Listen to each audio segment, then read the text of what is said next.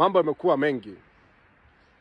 Meli zaidi ya 4 za Iran zimefanikiwa kuvuka boda ambayo imewekwa na meli zaidi ya 12 na wanajeshi wa majini pamoja na majeshi wa angani, Air Force wa Marekani, japo tangu Trump atangaze kwamba hakuna meli itakayoruhusiwa kupita pale. Sasa Iran jana wamepitisha meli zao zaidi ya 4, na pia imeleta sitofahamu. Watu wanauliza, wa Marekani wengi wanauliza na wanasiasa kwamba inakuwaje wewe ulisema kwamba hakuna meli zinapita, mpaka leo hii meli ziko zinapita. Na China wamefanikiwa kupitisha meli yao tena jana. Jiulize swali, kwa nini Marekani japo na kuweka viziwizi kupeleka wanajeshi kule wa majini, wa angani pamoja na meli zaidi ya 12 kuzuia meli yote isivuke, lakini Iran jana wamefanikiwa tarehe 14 Jumatatu ya mwezi wa 4 zimefanikiwa kupita meli zaidi ya 4 pamoja na meli za Kichinese. Hapa utagundua kwamba kuna propaganda nyingi sana, na Trump anajaribu kukwepa hii vita kwa kutaka yani kwa kuogopa kutaka kuanzisha sababu zisizokuwa za msingi. Lakini kiukweli Trump anaogopa kwa sababu anajua, yani right, kama alivyosema kwamba meli yote itakayovuka pale lazima atailipua. Mbona hajalipua mpaka sasa hizi? Nini kinaendelea? Nini kinafuata? Sasa ndugu yangu, mimi nilikwambia, yani masuala ya propaganda, Marekani namba 1, lakini Marekani ni muoga sana. Ni muoga sana, wala hawezi kufanya kitu chochote kile.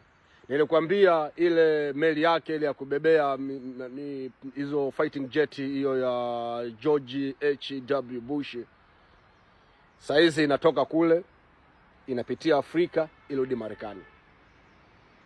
Ile ya Abraham Lincoln inaitafuta Grace Ugiriki huko. Sasa anajaribu kuchomoka pole pole. Yani anajaribu kuchomoka kibabe. Kuchomoka kibabe ni nini? Ni kutoka umeacha matangazo, umeweka amri kali ili watu waanze kuogopa, lakini hakuna kitu.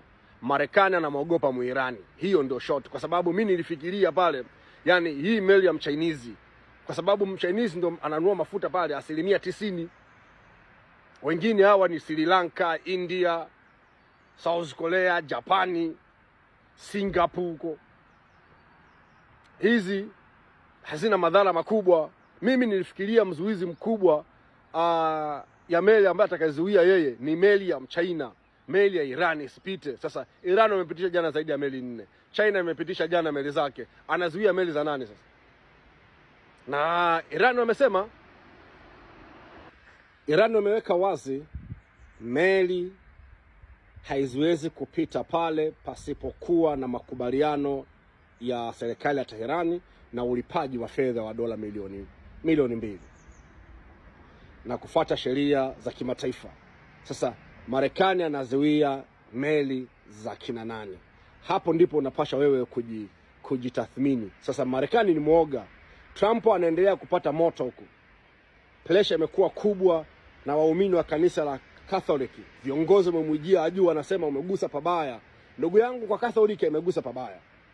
Yani kama kuna dola ambayo haipashwi kuchezewa kwenye masuala ya kisiasa, ni dola ya Katholiki ambayo inaongozwa na dola ya Rome hiyo inaitwa.